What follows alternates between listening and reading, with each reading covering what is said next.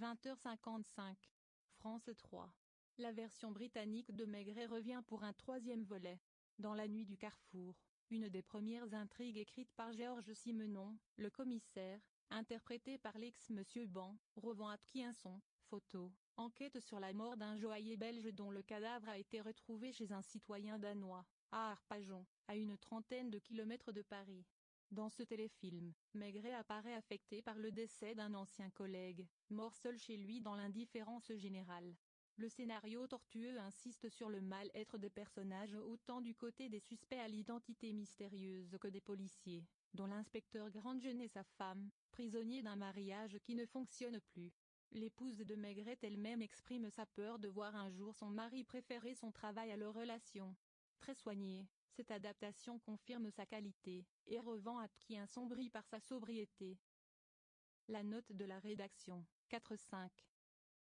Maigret, La nuit du Carrefour, téléfilm britannique de Sarah Harding, 2017, avec Rowan Atkinson, Lucy Cohu, 1H28. 20h55. Art.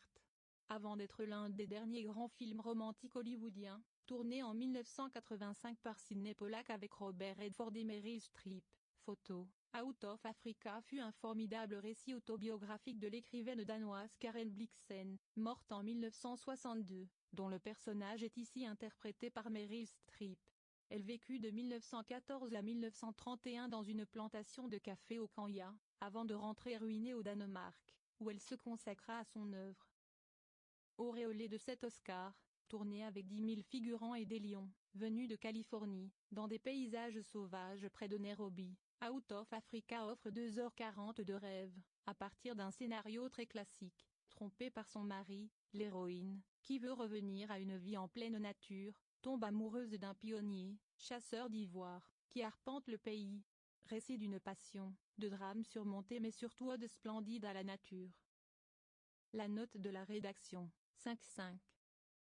Out of Africa, de Sidney Pollack, 1985, avec Robert Redford, Meryl Streep, 2H41.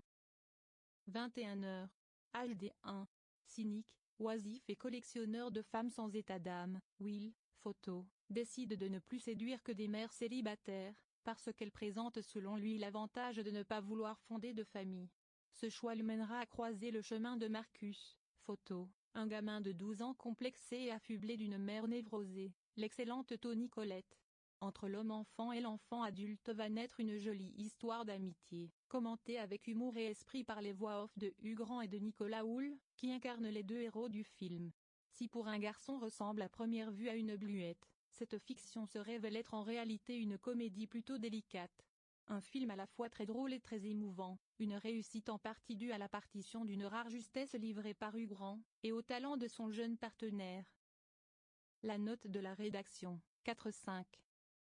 Pour un garçon, de Paul Écrivaït, 2002, avec Hugh Grant, Nicolas Hoult, Toni Collette, 1H50.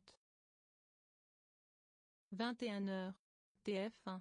Avec Expandable, unité spéciale, Sylvester Stallone démontre qu'à 64 ans il restait le boss du film d'action à fort dosage en testostérone. L'acteur et réalisateur américain a réuni une superbe brochette de costauds, Jason Statham, Jelly, Dolph Lundgren, pour incarner une bande de têtes brûlées engagées pour dézinguer un affreux dictateur sud-américain qui se livre au trafic de coke depuis son île. Le film se déguste comme un efficace divertissement, d'autant que Stallone a glissé une bonne dose d'humour dans le scénario. La note de la rédaction, 3,5. Expandable, unité spéciale, de et avec Sylvester Stallone, 2010, et avec Jason Statham, Jelly, 1H55. 20h55. NRJ12. À 74 ans, Clint Eastwood joue au père spirituel et révèle une jeune actrice phénoménale et presque inconnue du grand public en France, Hilary Swank, photo, dans le rôle d'une boxeuse sortie de nulle part et prête à s'entraîner jour et nuit pour devenir championne du monde. Frankie Dunne, l'entraîneur machiste qui n'aimait pas les filles, pas sur le ring en tout cas, est séduit, happé, par la rage de vivre et de vaincre de cette boxeuse. Chacun a déjà tout perdu. Ces deux sans famille forment un inoubliable couple de cinéma. Les histoires de boxe finissent mal, en général. $1 Million Baby en fait beaucoup dans la tragédie, Mais dira-t-on jamais d'un boxeur qu'il en fait trop? Préparez vos mouchoirs. La note de la rédaction, 4,5 millions $. Baby, de et avec Clint Eastwood, 2004, et avec Hilary Swank, Morgan Freeman, 2H35.